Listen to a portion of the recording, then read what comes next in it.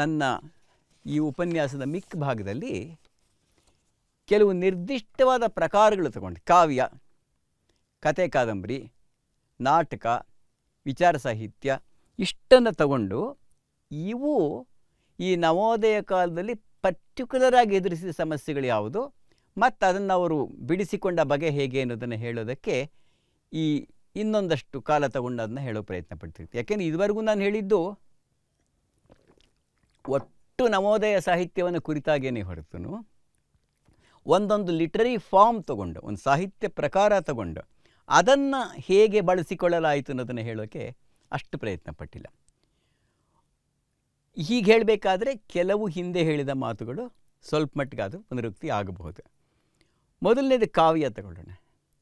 ಕಾವ್ಯ ಮೌಖಿಕದಿಂದ ಬರಹದ ಕಡೆ ಚಲಿಸ್ತು. ಮೌಖಿಕದಿಂದ ಬರಹದ ಕಡೆ ಚಲಿಸೋದು ಅನ್ನೋದು ಮೌಖಿಕ ಅಂತಂದರೆ ಬರವಣಿಗೆ ಗೊತ್ತಿಲ್ಲದೆ ಇರೋರು ಬರೆದಿದ್ದು ಅಂತಲ್ಲ. ಜಾನಪದ ಸಾಹಿತ್ಯ ನಿರಕ್ಷರಸ್ಥರು ಅಥವಾ ಅನಕ್ಷರಸ್ಥರು ಬರೆದ ಸಾಹಿತ್ಯವೂ ಇದೆ. ಆದರೆ ಪಂಪನನ್ನಾಗಲಿ ರನ್ನನನ್ನಾಗಲಿ ಕುಮಾರವ್ಯಾಸನನ್ನಾಗಲಿ ಅನಕ್ಷರಸ್ಥರು ಅಂತ ಕರೆಯೋಕ್ಕಾಗೋದಿಲ್ಲ. ಬಸವಣ್ಣನವ್ರನ್ನಾಗಲಿ ಅಲ್ಲಮ್ಮನನ್ನಾಗಲಿ ಅನಕ್ಷರಸ್ಥರನ್ನು ಕರೆಯೋಕ್ಕಾಗೋದಿಲ್ಲ. ಆದರೆ ಅವರು ಸೃಷ್ಟಿಸಿದ ಸಾಹಿತ್ಯ ಜನರನ್ನು ತಲುಪ್ತಾ ಇದ್ದ ಬಗೆ ಯಾವುದಿತ್ತು ಅದು ಮೌಖಿಕವಾದ್ದರಿಂದ ಅನಕ್ಷರಸ್ಥರಿಗೆ ತಲುಪಬೇಕಾದಂಥ ಒಂದು ಹೊಣೆಗಾರಿಕೆ, ತಲುಪಿಸಬೇಕಾದಂಥ ಒಂದು ಹೊಣೆಗಾರಿಕೆ ಅವರಿಗೆ ಇದ್ದದ್ದರಿಂದ ಅವರು ಅನೇಕ ಮಾರ್ಗಗಳನ್ನು ಕಂಡುಕೊಳ್ಳಬೇಕಾಗಿ ಬಂತು. ಅದು ಗಮಕ ಇರ್ಬೋದು, ಕೀರ್ತನೆಗಳನ್ನು ವಚನಗಳನ್ನು ಹಾಡೋದಿರ್ಬೋದು, ಜಾನಪದ ಸಂಗೀತ ಇರಬಹುದು, ಬೇರೆ ಬೇರೆ ಮೊರೆ ಹೋಗಬೇಕಾಯ್ತು ಅವರು. ಆದರೆ ಈ ಎಲ್ಲ ಮಾರ್ಗಗಳು ನೀನು ಕಟ್ಟುವ ಕಾವ್ಯಕ್ಕೆ ಕೆಲವು ಲಕ್ಷಣಗಳನ್ನು ಕೊಡ್ತಾ ಹೋಗುತ್ತೆ. ಅದು ಛಂದಸ್ಸು ಅಂಥದ್ದೊಂದು ಇರಬಹುದು. ಈ ಗಮಕ ಇದೆಯಪ್ಪ, ಷಟ್ಪದಿ ಇದೆ, ಷಟ್ಪದಿಯನ್ನು ನೀನು ಅದನ್ನು ಭಾಮಿನಿ ಷಟ್ಪದಿನೋ ವಾರ್ಧಕ್ಷ ಅದನ್ನು ಹೇಳೋದಕ್ಕೆ ಒಂದು ರೀತಿ ಇದೆ. ಹಳ್ಳಿಗಳಲ್ಲಿ ಯಾರೋ ಒಬ್ಬರು ಕುಮಾರವ್ಯಾಸ ಬರ್ತಾ ಓದ್ತಾಯಿದ್ರು, ಬಸವ ಪುರಾಣ ಓದ್ತಾಯಿದ್ರು, ರಾಜಶೇಖರ ವಿಳಾಸ ಓದ್ತಾಯಿದ್ರು, ಜನಪದ ಹಾಡುಗಳನ್ನು ಹಾಡ್ಕೊಂಡು ಓಡಾಡ್ತಾಯಿದ್ರು. ಇವೆಲ್ಲವೂ ಕೂಡ ಕಾವ್ಯವು ತನ್ನನ್ನು ತಲುಪಿಸುವುದಕ್ಕೆ ಕಂಡುಕೊಂಡಂಥ ದಾರಿಗಳು. ಹಾಗಾದರೆ ಅದನ್ನು ಒಬ್ಬ ಹೊಸಗನ್ನಡ ಕವಿ ಏನು ಮಾಡಬೇಕು, ಯಾವ ರೀತಿ ಬರೀಬೇಕು? ಇವರೋ ಮೊದಲೆತ್ಕೋತಾನೆ ನಾವು ಛಂದೋರೂಪಗಳನ್ನ ಬಳಸಲ್ಲ ಅಂತ ತೀರ್ಮಾನ ಮಾಡಿದ್ರು. ನೀವು ಬೇಂದ್ರೆ, ಕುವೆಂಪು ಆ ಕಾಲದ ಯಾವ ದೊಡ್ಡ ಕವಿ ಕೂಡ ಷಟ್ಪದಿಗಳನ್ನು ಬರೆಯೋಕ್ಕೆ ಹೋಗಲಿಲ್ಲ. ಆಮೇಲೆ ಚಂಪು ಕಾವ್ಯವನ್ನು ಬರೆಯೋಕ್ಕೆ ಹೋಗಲಿಲ್ಲ. ಆಮೇಲೆ ರಗಳೆ ಬರೆಯೋಕ್ಕೆ ಹೋಗಲಿಲ್ಲ. ಅವೆಲ್ಲವನ್ನು ಬಳಸಿಕೊಂಡರೂ ಕೂಡ ಅವುಗಳಿಗಿಂತ ಭಿನ್ನವಾದನ್ನು ಬರೆದರು. ಹೀಗೆ ಬರೆಯೋದಕ್ಕೆ ಎರಡು ಕಾರಣ ಇತ್ತು ಅವ್ರಿಗೊಂದು, ಆ ಥರದ ಕಾವ್ಯಗಳನ್ನೇ ಅವರು ಬರೀತಿರ್ಲಿಲ್ಲ ಒಂದನೇದು. ಎರಡನೇದು ಇಂಗ್ಲೀಷ್ನ ದಟ್ಟವಾದ ಪ್ರಭಾವದಿಂದ ಇಂಗ್ಲೀಷ್ನಲ್ಲಿ ನಾವು ಓದ್ತಾ ಇದ್ದೀವಲ್ಲ, ಹೀಗೆ ಬರೀಬೇಕು ಕನ್ನಡದಲ್ಲಿ ಅಂತ ಅನ್ನಿಸ್ತಾ ಇತ್ತು. ಅದು ಶೆಲ್ಲಿ ಇರ್ಬೋದು, ಕೀಟ್ಸ್ ಇರಬಹುದು, ಬ್ರೌನಿಂಗ್ ಇರಬಹುದು, ಇವರೆಲ್ಲ ಓದಿದಂತಹ ಇಂಗ್ಲೀಷ್ ಕವಿಗಳು ಹಲವರು ಇರಬಹುದು. ಆದರೆ ಇಂಗ್ಲೀಷ್ನಲ್ಲಿ ಬರ್ದಂಗೆ ಬರೆಯೋದು, ಇಂಗ್ಲೀಷ್ನವ್ರು ಬರೆದಿದ್ದನ್ನು ಕನ್ನಡದಲ್ಲಿ ತರೋದು ಅಂದರೆ ಇಂಗ್ಲೀಷ್ ಛಂದಸ್ ನಿಮಗೇನು ಗೊತ್ತಿಲ್ಲ. ನಿಮಗೆ ಇಂಗ್ಲೀಷ್ನ ಆ್ಯಂಬಿಕ್ ಪೆಂಟಾಮೀಟ್ರ್ ಅಂತಾಗಲಿ, ಸಾನೆಟ್ ಅಂತಾಗಲಿ, ಮತ್ಯಾವುದೋ ಒಂದಾಗಲಿ ನಿಮಗೇನು ಪರಿಚಿತವಾದಲ್ಲ. ಇಂಗ್ಲೀಷ್ ಭಾಷೆಯ ಸ್ವರೂಪನೇ ಬೇರೆ, ಕನ್ನಡ ಭಾಷೆಯ ಸ್ವರೂಪನೇ ಬೇರೆ. ನಿಮಗೆ ಕನ್ನಡ ಛಂದಸ್ನ ಬಳಸೋಕ್ಕೂ ಇಷ್ಟ ಇಲ್ಲ, ಇಂಗ್ಲೀಷ್ ಛಂದಸ್ ಬರ್ಸೋದಕ್ಕೆ ಆಗೋದಿಲ್ಲ. ಪದ್ಯ ಬರೆಯೋಕ್ಕೆ ಬಂದರೆ ಛಂದಸ್ ಒಂದು ಬೇಕೇ ಬೇಕು. ಇದು ಹೇಗೆ ಮಾಡೋದು? ಇದು ಈ ಕವಿಗಳು ಎದುರಿಸಿದ ಬಹುದೊಡ್ಡ ಸವಾಲು ಅಂತ ನಾನು ಅಂದ್ಕೊಂಡೆ. ಅದಕ್ಕೂ ಪರಿಹಾರ ಕಂಡುಕೊಂಡು ಅವ್ರ ಗ್ರೇಟ್ನೆಸ್ ಅದು. ಭಾವಗೀತೆ ಬೇಂದ್ರೆಯವರು ಭಾವಗೀತೆ ಬರೆದ್ರು, ಕುವೆಂಪು ಬರೆದ್ರು.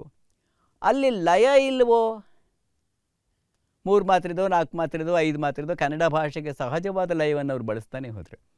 ಇದೇನಾಗುತ್ತೆ ನೋಡಿ, ಛಂದೋ ರೂಪ ಬೇರೆ, ಒಂದು ಭಾಷೆಯ ರಚನೆಯಲ್ಲಿಯೇ ಇರತಕ್ಕಂಥ ಲಯಗಳು ಬೇರೆ. ನಾವು ಕನ್ನಡದಲ್ಲನ್ನ ಛಂದಸ್ಸಲ್ಲಿ 3 ಮಾತ್ರೆ 4 ಮಾತ್ರೆ 5 ಮಾತ್ರೆ. ಕನ್ನಡದ ಯಾವ ಬಸವಣ್ಣವ್ರು ಬರೆದಿರೋ ಪದ್ಯ ಆದರೂ ಅಷ್ಟೇ, ಕುಮಾರವ್ಯಾಸ ಬರೆದಿರೋದಾದ್ರೂ ಅಷ್ಟೇ, ಪಂಪ ಬರೆದಿರೋದಾದ್ರೂ ಅಷ್ಟೇ, ಕುವೆಂಪು ಬೇಂದ್ರೆ ಬರೆದಿರೋದಾದ್ರೂ ಅಷ್ಟೇ, ಈ ಲಯಗಳು ಹಾಗೇ ಇರುತ್ತೆ. ನಾನು ನೀವು ಗದ್ಯ ಮಾತಾಡ್ತಿದ್ದು ಈ ಗದ್ಯಕ್ಕೂ ಒಂದು ಲಯ ಇರುತ್ತೆ, ರಿದಮ್ ಅಂತೀವಿ ಅದನ್ನ. ಅದು ಇವರೇನು ಮಾಡಿದ್ರು, ನಾವು ಪ್ರಾಸ ಬಳಸಲ್ಲ, ಅದು ಲಯ ಬಿಡಬೇಕಾ ಬರೆಯೋದು. ಪದ್ಯ ಬರೆಯೋದು ಅಂದರೆ ಲಯನೇ. ನಿಮಗೆ ಅಡಿಯ ಗೆಜ್ಜೆ ನಡುಗೆ ಹೆಜ್ಜೆ ಇಡುತ್ತ ಸುಗ್ಗಿ ಬರುತ್ತಿದೆ, ಸುಗ್ಗಿ ಬರೆ ಹಿಗ್ಗಿ ತರೆ ಹಿಗ್ಗಿ ತಿರೆ ಸಗ್ಗ ಸುಖವ ತರುತ್ತಿದೆ. ಅಥವಾ ಗೋವಿಂದ ಪೈ ಅವರು ತಾಯೇ ಬಾರ ಮಗವ ತೋರ ಕನ್ನಡಿಗರ ಮಾತೆಯೇ, ಹರಸು ತಾಯೆ ನಮ್ಮ ತಾಯೆ, ಹರಸು ತಾಯೆ ನಮ್ಮ ಕಾಯೆ ನಮ್ಮ ಜನ್ಮದಾತೆಯೇ. ಎಲ್ಲಿ ತಲೆ ಕಾವೇರಿ ಕೊಡಗಿನ, ಅದಕ್ಕೆ ಕಾವೇರಿ ಕೊಡಗಿನ ಬಗ್ಗೆ ಪಂಜಮಂಗೇಶ್ವರ ಬರೆದ ಪದ್ಯ ಆಗ್ಬೋದು. ಈ ಥರದ ನೂರಾರು ಪದ್ಯಗಳನ್ನು ನಾನು ಹೇಳಬಲ್ಲೆ. ಇವು ನನ್ನ ನೆನಪಿನೊಳಗಡೆ ಉಳಿದಿರುವುದಕ್ಕೆ ಕಾರಣವೇ ಅವು ಲಯಬದ್ಧವಾಗಿರೋದು, ಒಂದು ನಿರ್ದಿಷ್ಟವಾದ ಲಯವನ್ನು ಇಟ್ಕೊಂಡಿರ್ತಕ್ಕಂಥದ್ದು. ಗೋವಿನ ಹಾಡು ಇವತ್ತು ನಮ್ಮ ಮನಸ್ಸಲ್ಲಿ ಉಳಿದಿರೋ ಆ ಕಾರಣದಿಂದನೇ.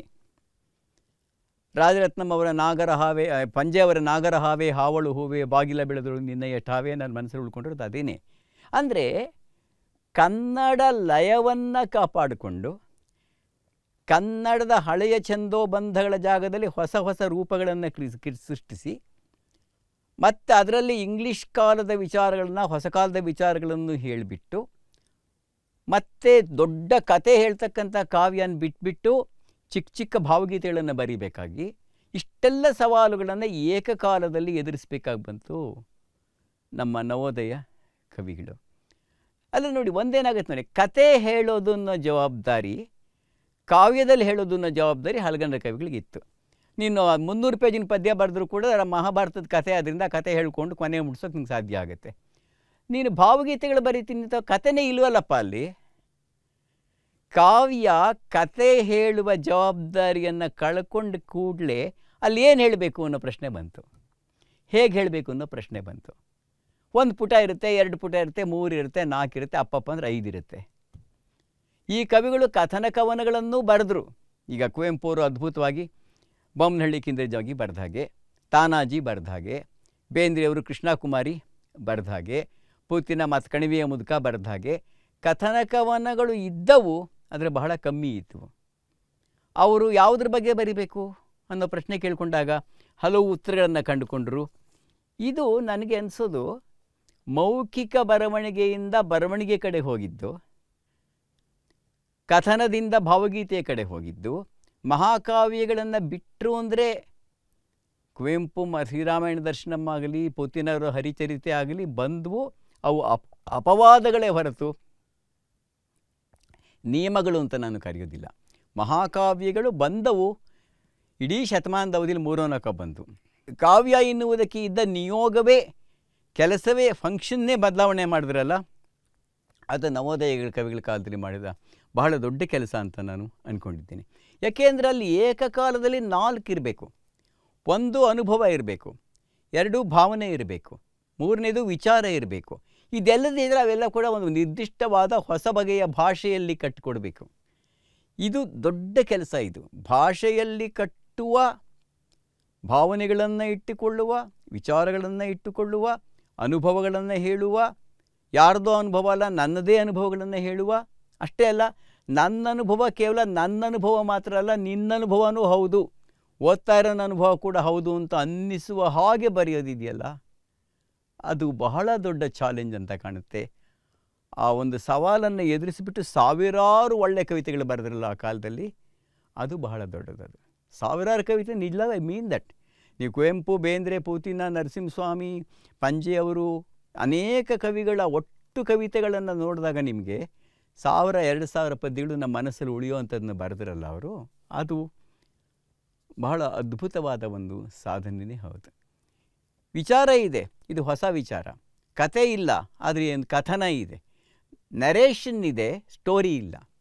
ಸ್ಟೋರಿ ಇಲ್ಲದ ನರೇಷನ್ ಹೇಗಿರಬೇಕು? ಈ ಪ್ರಶ್ನೆಗೆ ಉತ್ತರ ಇವತ್ತಿಗೂ ಕಷ್ಟ, ಅವತ್ತಿಗೂ ಕಷ್ಟ. ಅದು ಭಾಷಣ ಅಲ್ಲ, ಅದು ಭಾಷಣದಲ್ಲೂ ವಿಚಾರ ಇರಬೇಕು. ಇರಲಿ, ಇನ್ನು ಹೇಳೋದು ಹೇಗೆ? ಸುಗಮ ಸಂಗೀತನಾ, ಆಕಾಶವಾಣಿನಾ, ಅದ್ಯಾವುದು ಬೇಡವಾ? ಕವಿತೆಯನ್ನು ಓದುವ ಬಗೆ ಹೇಗೆ ಅಂತ. ಆ್ಯಕ್ಚುಲಿ ವಿ ಸೀತಾರಾಮಯ್ಯನವರು ಸೆಂಟ್ರಲ್ ಕಾಲೇಜಲ್ಲಿ ಒಂದು ಕ್ಲಾಸ್ ಮಾಡ್ತಾಯಿದ್ರು, ಭಾಳ ಹಿಂದೆ 1930s ಹೇಳ್ತಾರೆ. ಹೊಸಗನ್ನಡ ಕವಿತೆಯನ್ನು ಓದುವ ಬಗೆ, ಅದು ಹೇಗೆ ಓದಬೇಕು? ಅದು ಹಾಡಬಾರ್ದು, ಓದಬೇಕು. ಓದೋದು ಅಂದರೆ ಪ್ರೋಸ್ ಓದ್ದಂಗೆ ಓದಬಾರ್ದು, ಪೊಯಿಟ್ರಿ ಓದ್ದಂಗೆ ಓದಬೇಕು. ಹಾಡದೆ, ಗದ್ಯದಂತೆ ಓದದೆ, ಪದ್ಯದ ಹಾಗೆ ಓದುವ ಬಗೆ ಹೇಗೆ? ಸಾಲುಗಳನ್ನು ರಿಪೀಟ್ ಮಾಡಬೇಕಾ ಬೇಡವಾ? ಪದಗಳನ್ನು ಹೇಗೆ ಹೊಡಿಬೇಕು? ಬೇರೆ ಬೇರೆ ರೀತಿಯಲ್ಲಿ ಒಂದೇ ಪದ್ಯವನ್ನು ಓದೋದಕ್ಕೆ ಸಾಧ್ಯವಾ? ಯಾಕೆ ಹಾಗೆ ಓದಬೇಕು? ಈ ಥರದ್ದನ್ನು ಇವರು ಪಾಪ ಓದುವ ಬಗೆಗಳನ್ನು ಕೂಡ ಕಲಿಸ್ಬೇಕಾಯ್ತು. ಅಲ್ಲಿ ಮುಖ್ಯವಾಗಿ ಏನು ಅಂದರೆ, ಆಗಲೇ ಹೇಳಿದಾಗೆ ಓದುವುದು ಮತ್ತು ಕೇಳುವುದು ಅನ್ನೋದೊಂದು ಸಾರ್ವಜನಿಕವಾಗಿದ್ದಂತಹ ಒಂದು ಸನ್ನಿವೇಶ ಬದಲಾಗಿ ಖಾಸಗಿಯಾಗಿದೆಯಲ್ಲ. ಲಿಟ್ರೇಚರ್ನ ಓದುವುದೇ ಒಂದು ಖಾಸಗಿಯಾಗಿ ನಿನ್ನ ಕೋಣೆಯ ಏಕಾಂತದಲ್ಲಿ ನಡಿಬೇಕಾದ ಕ್ರಿಯೆ. ಹಿಂದೆ ಮನೇಲಿ ಕೂತ್ಕೊಂಡು ಪಂಪಭಾರತ ಓದೋದು ಅನ್ನೋ ಪ್ರಶ್ನೆನೇ ಇರಲಿಲ್ಲ. ಓಲೆಗರಿಪತಿ ಸಿಗ್ತಾನೂ ಇರಲಿಲ್ಲ. ಕುಮಾರವ್ಯಾಸ ಭಾರತನ ನಮ್ಮ ಕೋಣೆಯಲ್ಲಿ ಕೂತ್ಕೊಂಡು ಮಲ್ಕೊಂಡು ಓದ್ತೀನಿ ಅನ್ನೋ ಪ್ರಶ್ನೆನೇ ಇರಲಿಲ್ಲ. ಇವತ್ತು ಅದಕ್ಕೆ ಪೂರ್ತಿ ವಿರುದ್ಧವಾಗಿಬಿಟ್ಟು ಇವೆಲ್ಲವೂ ಕೂಡ ಖಾಸಗಿಯಾಗಿದೆ.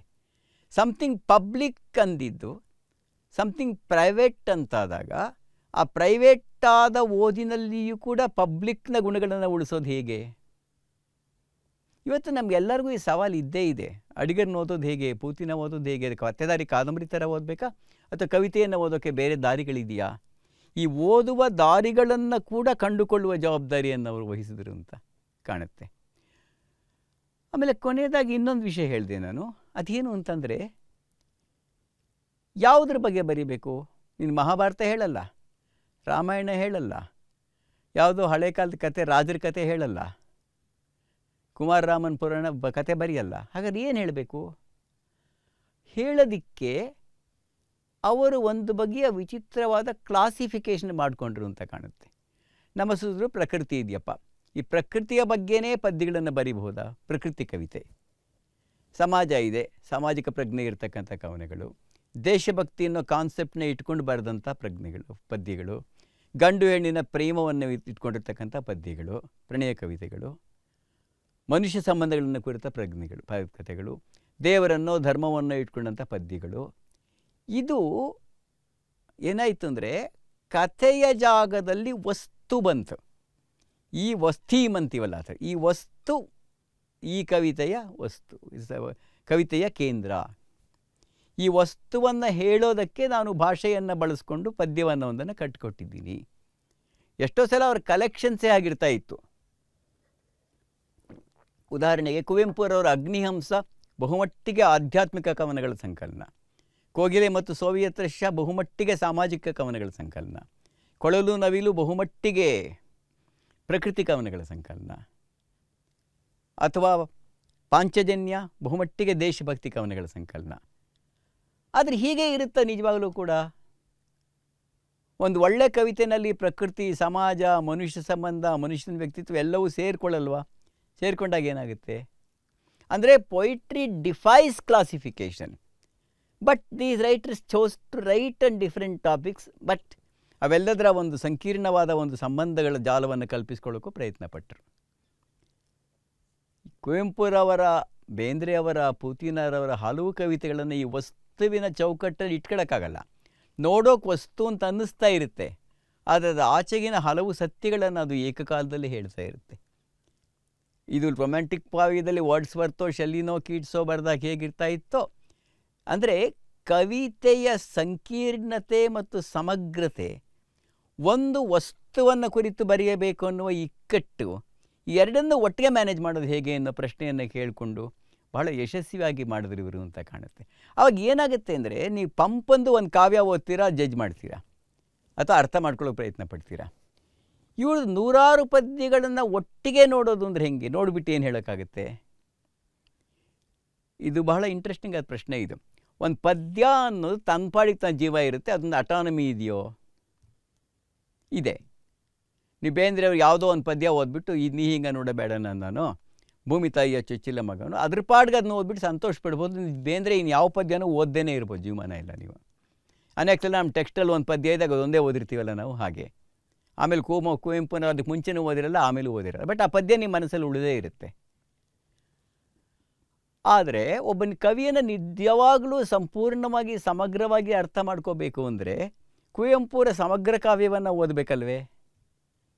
ಪೂತಿನರವರ ಹಲವು ಸತ್ಯಗಳನ್ನು ಅರ್ಥ ಮಾಡ್ಕೋಬೇಕಾದ್ರೆ ಪೂತಿನವರ ಸಮಗ್ರದ ಪರಿಚಯ ನಮಗಿರಬೇಕಲ್ವೇ?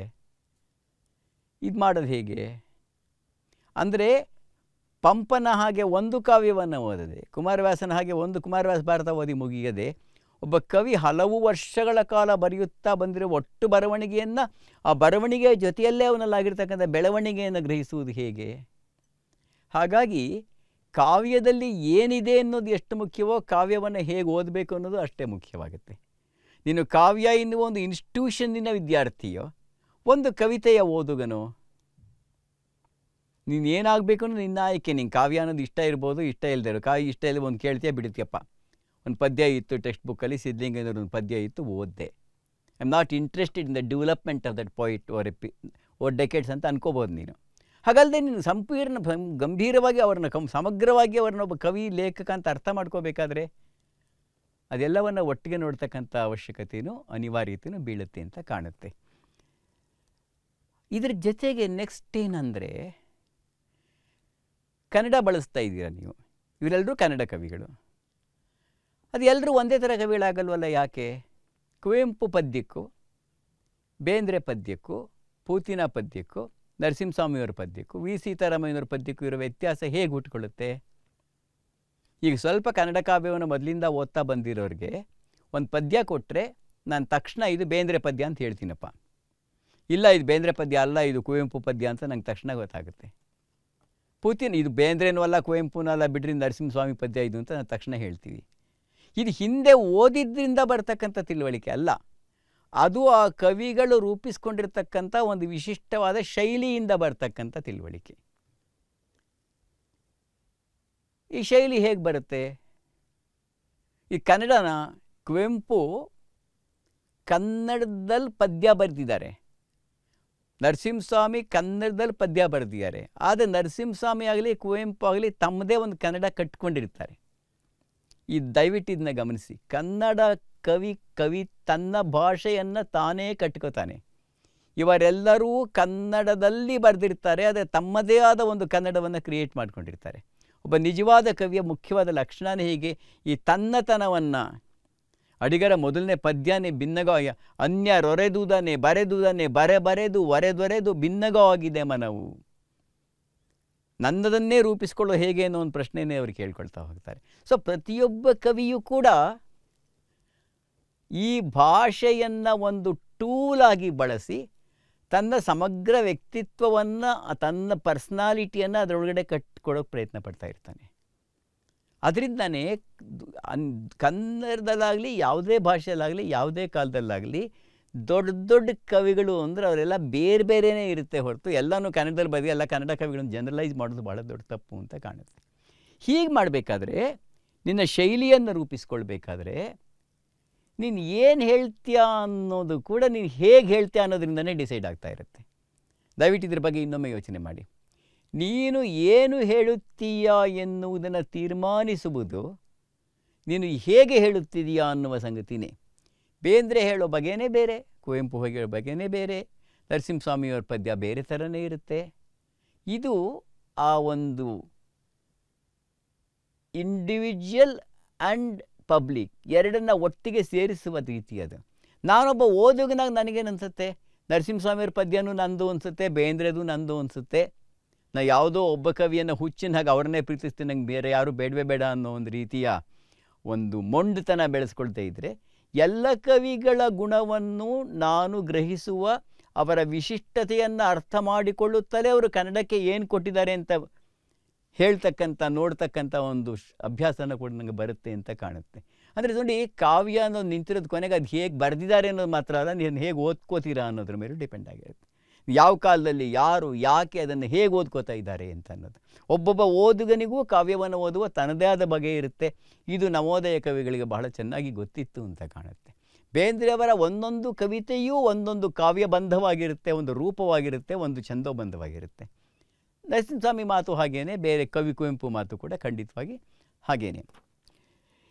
ಇದೆಲ್ಲದಕ್ಕೂ ಬೇಕಾದಂಥ ಒಂದು ದೊಡ್ಡ ಗುಣ, ಈ ಸ್ವಂತಿಕೆಯನ್ನು ಸಂಪಾದನೆ ಮಾಡೋಕ್ಕೆ ಬೇಕಾದಂಥ ಒಂದು ದೊಡ್ಡ ಗುಣ ಅಂದರೆ ಕಲ್ಪನೆ ಅಂತ.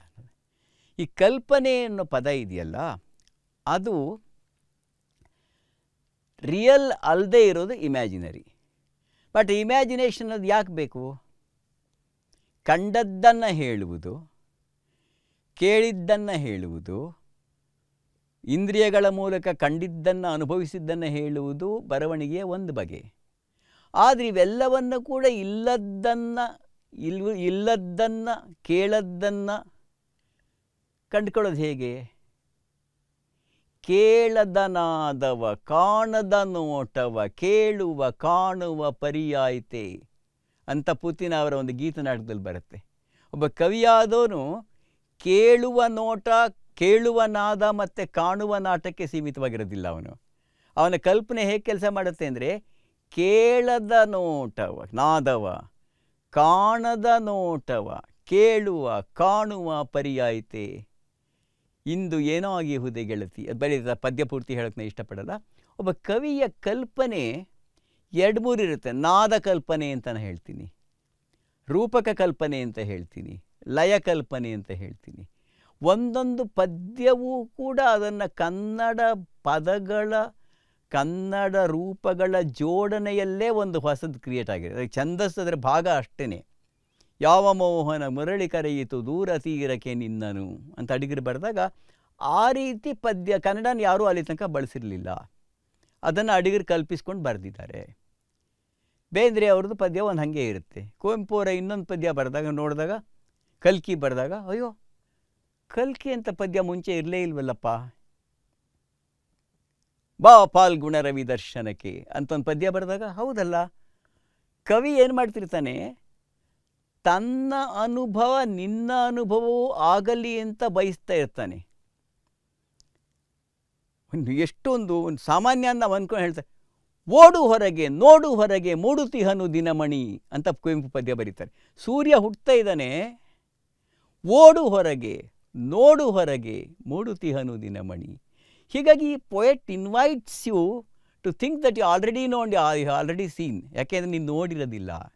ಇಂಗ್ಲೀಷ್ ಕವಿ ಒಬ್ಬ ಭಾಳ ಚೆನ್ನಾಗಿ ಹೇಳ್ತಾನೆ ತಾನೆ, ಪ್ರಕೃತಿ ಅನ್ನೋದು ನಮ್ಮ ಸುತ್ತ ಬಿದ್ದಿದೆ, ಮಲಗಿದೆ, ಆಕಾಶ ಭೂಮಿ ನೆಲ ಮುಗಿದು ಎಲ್ಲನೂ ಇದೆ, but we have no time to stand and stare ಅಂತ ಹೇಳ್ತಾನೆ. We have no time to stand and stare. ಕವಿ ಏನು ಮಾಡ್ತಾನೆ, he invites you to stand and stare. ಬೆಳದಿಂಗಳ ನೋಡ ಅಂತ ಬೇಂದ್ರೆ ಬರೆದಾಗ ದಿಸ್ ಇನ್ವಿಟೇಷನ್ ಇದೆಯಲ್ಲ, ಒಬ್ಬ ಕವಿ ಕೊಡುವಂಥ ಆಹ್ವಾನ ಇದೆಯಲ್ಲ, ಆ ಕಾವ್ಯದ ಆ ದೊಡ್ಡ ಗುಣವನ್ನು ನವೋದಯ ಕವಿಗಳು ಬಹಳ ಅದ್ಭುತವಾಗಿ ಮಾಡಿದ್ದಾರೆ ಅನ್ನೋದು ಅವರು ಬರೆದ ಕವಿತೆಗಳನ್ನು ಓದಿದ್ರೇ ಗೊತ್ತಾಗುತ್ತೆ. ಅದಕ್ಕೆ ಬೇಕಾದಂಥ ಈ ಕಲ್ಪನೆಗಳಿದೆ, ನಾದ ಕಲ್ಪನೆ. ಅದಕ್ಕೆ ಬೇಂದ್ರೆ ಅವರ ಒಂದು ಕಲೆಕ್ಷನ್ ಹೆಸರೇನೆ ನಾದ ಲೀಲೆ ಅಂತಲೇ ಒಂದು ಕಲೆಕ್ಷನ್ ಇದೆ. ಭೃಂಗದ ಬೆನ್ನೇರಿ ಬಂತು ಕಲ್ಪನಾ ವಿಲಾಸ. ಕಲ್ಪನೆ ಹೇಗೆ ಬರುತ್ತೆ, ತುಂಬಿ ಮೇಲೆ ಬರುತ್ತೆ ಅಂತ. ದುಂಬಿಯ ಜೇಂಕಾರವೇ ಒಂದು ಕವಿತೆಯನ್ನು ಹುಟ್ಟಿಸುತ್ತೆ ಅನ್ನೋ ಥರ ಹೇಳ್ತಾರೆ ಅವರು. ಇದು ಕವಿತೆಯ ಮರುಳು ಬಂದವರಿಗೆ ಮಾತ್ರ ಹತ್ತಿರವಾಗ್ತಕ್ಕಂಥ ಸಂಗತಿ. ಇಷ್ಟಾದ ತಕ್ಷಣ ಈಗ ಕಥಾ ಸಾಹಿತ್ಯದ ಕಡೆ ಹೋಗಬೇಕು. ಇವುಗಳಲ್ಲಿ ಒಂದೊಂದು ಕೂಡ ಒಂದು ಸಮಗ್ರವಾದ ಉಪನ್ಯಾಸವನ್ನೇ ಬಯಸೋದಾದರೂ ಕೂಡ ಇಲ್ಲಿ ನಾನು ಸಂಗ್ರಹವಾಗಿ ಹೇಳೋಕ್ಕೆ ಪ್ರಯತ್ನ ಪಡ್ತಿದ್ದೇನೆ ಅಷ್ಟೇ. ಕತೆ ಕಾದಂಬರಿಗಳಲ್ಲಿ ಏನಾಗುತ್ತೆ, ಇದೆಲ್ಲ ಕವಿತೆಯ ಮಾತಾಯಿತು. ಕತೆ ಕಾದಂಬರಿಗಳಲ್ಲಿ ಭಾಷೆ ಪ್ರಶ್ನೆ ಏನು? ಕತೆ ಕಾದಂಬರಿಗಳು ನನ್ನ ಮಟ್ಟಿಗೆ ಅಥವಾ ವಾಸ್ತವದಲ್ಲಿ ಏಕಾಂತ ಲೋಕಾಂತಗಳ ಒಂದುಗೂಡುವಿಕೆ ಅಂತ ಅಂದ್ಕೊಂಡಿದ್ದೀನಿ. ನನ್ನೊಳಗಡೆ ಏನಾಗ್ತಿದೆ ಅನ್ನೋದನ್ನು ನಾನು ಹೇಳಬೇಕು, ನಾನು ಇವುಗಳನ್ನು ಹೇಗೆ ತಗೊಳ್ತಿದ್ದೀನಿ ಅನ್ನೋದು ಹೇಳಬೇಕು. ಅಲ್ಲಿ ಇನ್ನೊಂದು ಕಡೆ ಇದೆಯಲ್ಲ, ನಾನು ಚಿತ್ರಿಸ್ತಾ ಇರ್ತಕ್ಕಂಥ ಲೋಕ ಇದೆಯಲ್ಲ, ಲೋಕದೊಳಗಡೆ ಏನಾಗ್ತಿದೆ ಅನ್ನೋದನ್ನು ಹೇಳಬೇಕು. ಅವನು ನೀನು ಒಂದು ಪಾತ್ರವನ್ನು ಸೃಷ್ಟಿಸಿದರೆ, ನೀನೊಂದು ಕಾದಂಬರಿಯಲ್ಲಿ 5 ಪಾತ್ರ ಬರುತ್ತೆ ಅಂತ ಇಟ್ಕೊಳ್ಳಿ. ಕುವೆಂಪುನೇ 100 ಪಾತ್ರಗಳನ್ನು ಕಾನೂರು ಹೆಗ್ಗಡತಿಯಲ್ಲಿ ಸೃಷ್ಟಿಸಿದ್ದಾರೆ, ಮದುಮಗಳಲ್ಲಿ ಸೃಷ್ಟಿಸಿದ್ದಾರೆ. ಅವರು ಆ ಪಾತ್ರಗಳಲ್ಲಿ ತನ್ನನ್ನು ಹೇಳ್ತಿರ್ತಾರ, ಆ ಮನುಷ್ಯರನ್ನ, ಆ ಗಂಡು ಹೆಣ್ಣುಗಳನ್ನು ಹೇಳ್ತಾ ಇರ್ತಾರ. ಗಂಡು ಹೆಣ್ಣುಗಳನ್ನು ಹೇಳೋದ್ರಿಂದ ಅವ್ರು ನೀವು ಅರ್ಥ ಮಾಡ್ಕೋಬೇಕು, ಅವರ ಮನಸ್ಸಲ್ಲಿ ಏನಾಗ್ತಿತ್ತು, ಅವರ ಅನುಭವ ಏನು, ಅವ್ರ ಭಾವನೆ ಏನು, ಅವ್ರ ವಿಚಾರ ಏನು ಅನ್ನೋದನ್ನು ನೀವು ಊಹಿಸ್ಕೊಂಡು ನಿಮ್ಮದಾಗಿ ಮಾಡ್ಕೋಬೇಕು. ಇದು ಲೋಕವನ್ನು ಕಾಣುವ ಕೆಲಸ, ಲೋಕವನ್ನು ಭಾಷೆಯಲ್ಲಿ ಕಟ್ಟಿಕೊಡುವ ಕೆಲಸ. ಈ ಕಾಣುವ ಕಟ್ಟುವ 2 ಕೆಲಸಗಳನ್ನು ಏಕಕಾಲದಲ್ಲಿ ಆಗ್ತಾ ಇರುತ್ತಲ್ಲ, ಅದು ಒಂದು ಕಾದಂಬರಿಯ ಬಹಳ ದೊಡ್ಡ ಸಾಧನೆ ಅಂತ ಕಾಣುತ್ತೆ. ಅದು ಒಟ್ಟು ಸಮಾಜವನ್ನು ಹೇಳ್ತಾ ಇರುತ್ತೆ. ಸಮಾಜವನ್ನು ಹೇಳೋ ಗಲಾಟೆಯಲ್ಲಿ ವ್ಯಕ್ತಿಯನ್ನೇ ಮರೆಯೋಕ್ಕಾಗುತ್ತೋ? ವ್ಯಕ್ತಿನೇ ಹೇಳೋ ಗಲಾಟೆಯಲ್ಲಿ ಸಮಾಜವನ್ನು ಮರೆಯೋಕ್ಕಾಗುತ್ತೋ? ವ್ಯಕ್ತಿ, ಸಮಾಜ, ಕಾಲ, ಜೀವನ ಎಲ್ಲವನ್ನು ಕೂಡ ಒಂದು ಕೃತಿ ಒಳಗಡೆ ಕಟ್ಟಿಕೊಡೋದು ಹೇಗೆ? ಈ ಸವಾಲನ್ನು ನವೋದಯ ಲೇಖಕರ ಕಾರಂತರ ಕಾದಂಬರಿಗಳು, ಕುವೆಂಪು ಅವರ ಕಾದಂಬರಿಗಳು, ಮಾಸ್ತಿಯವರ ಕಥೆಗಳು ಒಳಗೊಂಡ ಹಾಗೆ ಪ್ರಾಯಶಃ ಕನ್ನಡದಲ್ಲಿ ಬಹಳ ಅಪರೂಪ ಹೀಗಾಗಿರೋದು ಅಂತ ಕಾಣುತ್ತೆ. ಕಥೆ ಕಾದಂಬರಿಗಳಲ್ಲಿ ಸಾಕಷ್ಟು ಆಗಿದೆ 20ನೇ ಶತಮಾನದಲ್ಲಿ. ಆದರೂ ಕೂಡ ಈ ಕಾಲ ಕಟ್ಟಿಕೊಟ್ಟಂಥ ಒಂದು ವಾಸ್ತವ ಇದೆಯಲ್ಲ, ಅದು ವಾಸ್ತವ ಅಂತೀರ ಹಾಳಾದ ವಾಸ್ತವನೂ ಆಗಿರಲ್ಲ. ಚರಿತ್ರೆ ಕಟ್ಕೊಡ್ಬೇಕು. ನೀವೊಂದು ಹಿಸ್ಟಾರಿಕಲ್ ನಾವೆಲ್ ಬರೀತಪ್ಪ. ಹಿಸ್ಟಾರಿಕಲ್ ನಾವೆಲ್ ಬರೆದಾಗ ತರಾಸೂರು ಚಿತ್ರದುರ್ಗದ ಬಗ್ಗೆ ಬರೆದ ಕಾದಂಬರಿಗೂ, ಮಾಸ್ತಿಯವರ ಚಿಕ್ಕವೀರ ರಾಜೇಂದ್ರಕ್ಕೂ, ನಿರಂಜನರ ಚಿರಸ್ಮರಣೆ ಮೃತ್ಯುಂಜಯಕ್ಕೂ ಇರುವ ವ್ಯತ್ಯಾಸ ಏನು? ನೀನು ಈಗ ಈ ಜೀವನವನ್ನು, ಈ ಲೋಕವನ್ನು, ಈ ಚರಿತ್ರೆಯನ್ನು ಹೇಗೆ ನೋಡ್ತಾ ಇದೆಯೋ ಹಾಗೆ ನೀನು ಬರೆಯೋ ಕಾದಂಬರಿನೂ ಇರುತ್ತೆ. ಅಂದರೆ ನೀನು ಕೊಡಗಿನ ರಾಜರನ್ನಾಗಲಿ, ಕೆಳದಿಯ ರಾಣಿ ಚೆನ್ನಮ್ಮನ್ನಾಗಲಿ, ಅಥವಾ ಇವ್ರನ್ನೆಲ್ಲ ನೀನು ನೋಡುವ ರೀತಿ ನಿಜಕ್ಕೂ ಅವರಿದ್ದ ಹಾಗೋ ನೀನು ನೋಡುವ ಹಾಗೋ. ಚರಿತ್ರೆ ಕಟ್ಕೊಳ್ಳೋದು ಅಲ್ಲಿಗೆ ಹೋಗ್ಬಿಟ್ಟು ನೋಡಿಕೊಂಡು ಹೇಗಾಯ್ತು ಅಂತ ಬರೀತೀರೋ ನೀವು. ನೀನು ನೋಡುವ ಚರಿತ್ರೆ ನೀನು ಕಟ್ಟುವ ಕಾದಂಬರಿನ ರೂಪಿಸ್ತಾ ಹೋಗುತ್ತೋ? ಇದು ದೊಡ್ಡ ಪ್ರಶ್ನೆ. ಇದು ಯೋಚನೆ ಮಾಡಬೇಕಾದ ಪ್ರಶ್ನೆ. ಕಾದಂಬರಿಗಳನ್ನ ಅಷ್ಟೊಂದು ಲಘುವಾಗಿ ತಗೊಳ್ಳೋಕ್ಕಾಗೋದೇ ಇಲ್ಲ. ಕಾದಂಬರಿಕಾರನ ಲೋಕದರ್ಶನ ಮತ್ತು ಜೀವನ ದರ್ಶನ ಮತ್ತು ಅಂತರಂಗ ದರ್ಶನಗಳ ಒಟ್ಟು ಸಂಯೋಜನೆ ಇದು. ಅಂತರಂಗ ತನ್ನಂತಾನವನು ಹೇಗೆ ನೋಡ್ಕೋತಾನೆ, ಲೋಕವನ್ನು ಹೇಗೆ ನೋಡ್ತಾನೆ, ಮತ್ತು ಒಟ್ಟು ಜೀವನವನ್ನು ಅವನು ಗ್ರಹಿಸೋ ಬಗೆ ಹೇಗೆ. ನೀ ಚಾರಿತ್ರಿಕ ಕಾದಂಬರಿ ಬರೀ, ಪೌರಾಣಿಕ ಕಾದಂಬರಿ ಬರೀ, ರಾಜಕೀಯ ಕಾದಂಬರಿ ಬರೀ, ಎಲ್ಲದರಲ್ಲೂ ನೀ ಕಾಣ್ತಾ ಇರುತ್ತೆ. ಕಾರಂತರ ಕಾದಂಬರಿಗಳು ಅವರು ಆಯಾ ಕಾಲದಲ್ಲಿ ಹೇಗೆ ಯೋಚನೆ ಮಾಡ್ತಾ ಇದ್ರು ಅನ್ನೋದಕ್ಕೆ ಹೇಳಿದ್ರೆ ಕನ್ನಡಿಯಾಗಿರುತ್ತೆ. ಅವರು ರಾಜಕೀಯ ಕಾದಂಬರಿ ಒಂದನ್ನು ಬರೆದರೆ ಎಲ್ಲ ಪಾತ್ರಗಳನ್ನೂ ಬಹುವಚನದಲ್ಲಿ ಹೇಳ್ತಾರೆ. ಇಂದಿರಾ ಗಾಂಧಿನ ಅವಳು ಅಂತ ಬರೀತಾರೆ, ಏಕವಚನದಲ್ಲಿ ಬಳಸ್ತಾರೆ. ಯಾಕೆ ಹಂಗೆ ಮಾಡ್ತಾರೆ? ಇಂದಿರಾ ಗಾಂಧಿ ಅವರೊಬ್ಬರ ಬಗ್ಗೆ ಏಕವಚನವನ್ನು ಬಳಸೋದು ಇಬ್ಬರು ಕನ್ನಡದಲ್ಲಿ, ಕಾರಂತರ ಕಾದಂಬರಿಗಳು ಮತ್ತು ಭೈರಪ್ಪನವ್ರ ಕಾದಂಬರಿಗಳು, ಇಂದಿರೆ ಅಂತ. Why does this happen? ಒಂದು ಇಡೀ ಸಮುದಾಯದಲ್ಲಿ, ಪಾಲಿಟಿಕ್ಸ್ ಲೆವೆಲಿಯಲ್ಲಿ ಒಂದು ಇಡೀ ಜನ ಸಮುದಾಯದ ಮೇಲೆ ಅಪಾರವಾದ ಪ್ರಭಾವವನ್ನು ಬೀರಿದ ನಾಯಕಿಯವರಿಗೆ ಆ ರೀತಿ ಯಾಕೆ ಕಾಣಿಸಿದ್ಲು? ಅಂದರೆ ಒಬ್ಬ ಕಾದಂಬರಿಕಾರ ಲೋಕವನ್ನು ಅನಾವರಣ ಮಾಡ್ತಾ ಇದ್ದಾನೆ ಅನ್ನಿಸ್ಬೇಕಾದ್ರೂ ಕೂಡ ತನ್ನನ್ನೇ ತಾನು ಅನಾವರಣ ಮಾಡ್ಕೋತಾ ಇರ್ತಾನೆ. It's a revolution of the self and the world concurrently. ತನ್ನ ಅಂತರಂಗ ಮತ್ತು ಲೋಕ ಎರಡನ್ನೂ ಒಟ್ಟಿಗೆ ಅದನ್ನೇ ನಾನು ಹೇಳಿದ್ದು. ಅದು ಲೋಕದರ್ಶನವೂ ಹೌದು, ಅಂತರಂಗ ದರ್ಶನವೂ ಹೌದು, ಮತ್ತು ಜೀವನ ದರ್ಶನವೂ ಕೂಡ ಹೌದು. ಈ ರೀತಿ ಕೆಲಸನ ನೋಡಿ ಕನ್ನಡದಲ್ಲಿ ಮಾಡೋಕ್ಕೆ ಹೊರಟ ತಕ್ಷಣ ಏನಾಗುತ್ತೆ, ನಿನ್ನ ವರ್ಣ, ನಿನ್ನ ವರ್ಗ, ನಿನ್ನ ಲಿಂಗ, ನಿನ್ನ ಭಾಷೆ ಇವೆಲ್ಲವೂ ಕೂಡ ನಿನ್ನ ಬರವಣಿಗೆಯನ್ನು, ಲೋಕದರ್ಶನವನ್ನು ಡಿಸೈಡ್ ಮಾಡ್ತಾ ಇರುತ್ತೆ. These are all social issues. ಇನ್ನು ಅದಕ್ಕೆ ಅವತ್ತು ನಾನು ಹೇಳಿದೆ, ಕಾರಂತರ ಬಗ್ಗೆ ಮಾತಾಡ್ತಿದ್ದಾಗ ಹೇಳಿದ್ದಾನು, ಕಾರಂತರೂ ದಕ್ಷಿಣ ಕನ್ನಡವನ್ನು ಕಟ್ಟಿಕೊಟ್ರು, ವೈದೇಹಿಯವರು ಆ ಭಾಗವನ್ನು ಕಟ್ಟಿಕೊಟ್ರು. ನಾಗವೇಣಿ ಎನ್ನುವ ಕಾದಂಬರಿ ತನ್ನ ಕಥೆಗಳಲ್ಲಿ ಗಾಂಧಿ ಬಂದ ಕಾದಂಬರಿಯಲ್ಲಿ ಅದನ್ನೇ ಕಟ್ಟಿಕೊಟ್ರು. ಆ ಕಟ್ಟಿಕೊಟ್ಟ ದಕ್ಷಿಣ ಕನ್ನಡ ಬೇರೆ ಬೇರೆಯಾಗಿದ್ದು ಯಾಕೆ? ಅದು ನಿನ್ನೊಳ ಲೇಖಕಿಯೊಳಗೋ ಲೇಖಕನೊಳಗೋ ಇರ್ತದೋ ಅದು, ಅಥವಾ ಲೋಕದಲ್ಲೇ ಇರುತ್ತೋ? ಇದು ಲೇಖಕ ಲೋಕವನ್ನು ಕಟ್ಟುವ ಬಗೆ ಮತ್ತು ಕಾಣುವ ಬಗೆ ಎರಡು ಒಂದೇ ಆಗಿರುತ್ತೆ.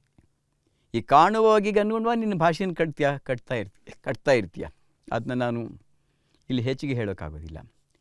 ಹಾಗೆಯೇ ಈ ನವೋದಯ ಲೇಖಕರಲ್ಲಿ ಎಲ್ಲರೂ ತಮ್ಮ ವರ್ಣ, ವರ್ಗ, ಲಿಂಗಗಳ ಹಿನ್ನೆಲೆಯಲ್ಲೋ ಮಧುರ ಚೆನ್ನ, ಕುವೆಂಪು ಇಂಥ ಒಂದು 2-3 ಜನ ಲೇಖಕರನ್ನು ಬಿಟ್ಬಿಟ್ರೆ ಮಿಕ್ಕವರೆಲ್ಲರಿಗೂ ಕೂಡ ಮಾನವತಾವಾದ ಮುಖ್ಯ ಆಯಿತು. ಮನುಷ್ಯತ್ವ, ಮನುಷ್ಯನಾಗಿ ಇದನ್ನೆಲ್ಲ ಹೇಗೆ ನೋಡಬೇಕು, ಒಂದು ಹ್ಯೂಮನ್ ಲೆವೆಲಲ್ಲಿ ಪ್ರಾಬ್ಲಮ್ಗಳನ್ನು ಪರಿಹಾರ ಮಾಡಬೇಕು. ಆದರೆ ಒಂದು ಸಮಸ್ಯೆಯ ಮೂಲ ಮಾನವೀಯವಾದದ್ದೋ, ಸಾಮಾಜಿಕವಾದ್ದೋ, ಆರ್ಥಿಕವಾದ್ದೋ, ಅಥವಾ ಎಲ್ಲದರ ಸಂಯೋಜನೆಯೋ? ಒಂದು ಸೋಷಿಯಲ್ ಪ್ರಾಬ್ಲಮ್ನ ಒಂದು ಹ್ಯೂಮನಿಸ್ಟಿಕ್ ಪ್ರಾಬ್ಲಮ್ ಅಂತ ತಗೊಂಡ್ರೆ ಏನಾಗುತ್ತೆ? ಈ ಪ್ರಶ್ನೆ ಒಟ್ಟು ನವೋದಯ ಬರವಣಿಗೆಯಲ್ಲಿ ಬಹುಪಾಲು ಬರವಣಿಗೆಯ ಒಂದು ಲಕ್ಷಣ ಅಂತ ಅಂದ್ಕೊಂಡಿದ್ದೀನಿ. ಅದಕ್ಕೇ ಆನಂತರ ಪ್ರಗತಿಶೀಲ ಲೇಖಕರು ಒಂದು ವಾದವನ್ನು ಇನ್ನೊಂದು ವಾದವನ್ನು ಅಂಟಿಕೊಂಡು ಆ ವಾದಕ್ಕೆ ಅಡಿಯಾಳುಗಳಾಗಿ ತಮ್ಮ ಬರವಣಿಗೆಯನ್ನು ಬರೆದರು. ಅದು ನವೋದಯದವ್ರಿಗೆ ಏನಾಯಿತು? ಮಾನವತಾವಾದ ಎನ್ನುವ ಒಂದು ಸಂಗತಿಯನ್ನು ಲೋಕವನ್ನು ಸೃಷ್ಟಿಸುವ ದಾರಿ ಅಂದ್ಕೊಂಡಾಗ ಅಲ್ಲಿ ಈ ಲೋಕವನ್ನು ಬದಲಾವಣೆ ಮಾಡೋದಕ್ಕಿಂತ ಹೆಚ್ಚಾಗಿ ನಾವು ಮನುಷ್ಯರಾಗೋದು, ಮನುಷ್ಯತ್ವಕ್ಕೆ ಹತ್ತಿರ ಹೋಗೋದು ಮುಖ್ಯ ಅಂತ ಅಂದ್ಕೊಂಡ್ರೆ. ಬಟ್ ಮನುಷ್ಯರಾಗೋದು ಅಂದರೆ ಏನು ಅನ್ನೋ ಪ್ರಶ್ನೆಯನ್ನು ಕೇಳ್ಕೊಳ್ಳಿಲ್ಲ. ಮನುಷ್ಯ ಯಾಕಾಗಿರ್ತಾನೆ ಅನ್ನೋ ಪ್ರಶ್ನೆಯನ್ನು ಕೇಳ್ಕೊಳ್ಳಿಲ್ಲ. ಹಾಗಾಗಿ ನವೋದಯ ಕಾಲದ ಅನೇಕ ಕಥೆಗಳನ್ನು, ಕಾದಂಬರಿಕಾರನ್ನ ಓದಿದಾಗ ನಮಗೆ ಇದು ಸುಧಾರಣವಾದವೋ ಅಥವಾ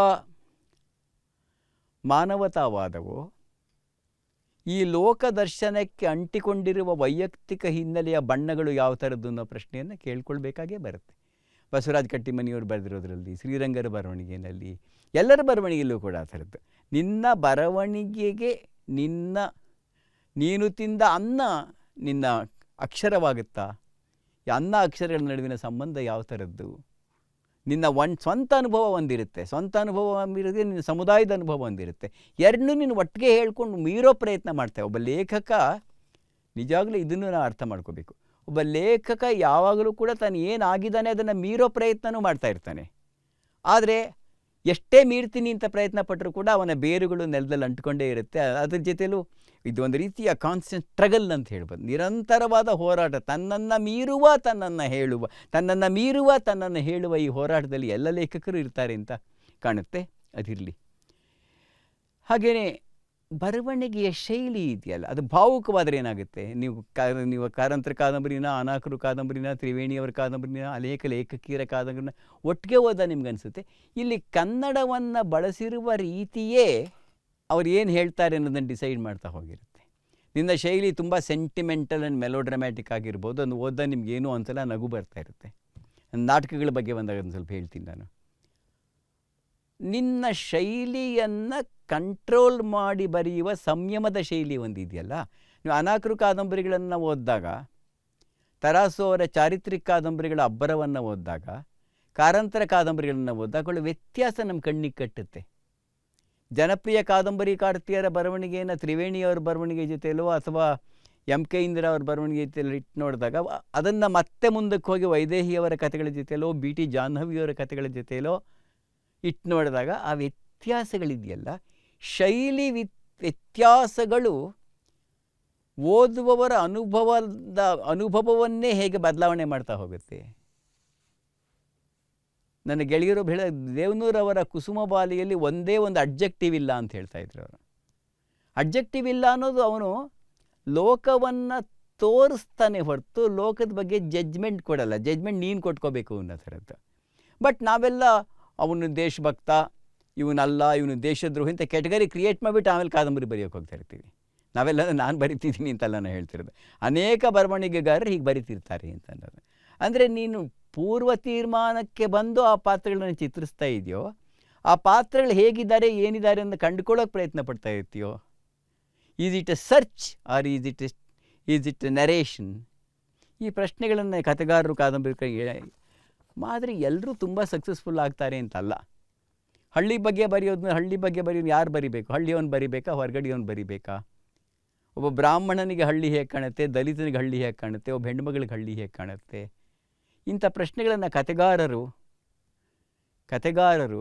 ಕಾದಂಬರಿಕಾರರು ಕವಿಗಳಿಗಿಂತ ಜಾಸ್ತಿ ಎದುರಿಸಿದ್ದಾರೆ ಅಂತ ಕಾಣುತ್ತೆ. ಯಾಕೆಂದರೆ ಕವಿಗಳು ಅಬ್ಸ್ಟ್ರಾಕ್ಷನ್ಸಲ್ಲಿ ಹೇಳಬಹುದು, ಆದರೆ ಕಾದಂಬರಿಕಾರರು ಕಾಂಕ್ರೀಟ್ ಆದ ಗಟ್ಟಿಮುಟ್ಟಾದ ಡೀಟೇಲ್ಗಳಲ್ಲೇ ಕತೆ ಮೂಲಕನೇ ಹೇಳಬೇಕಾಗಿ ಬರುತ್ತೆ.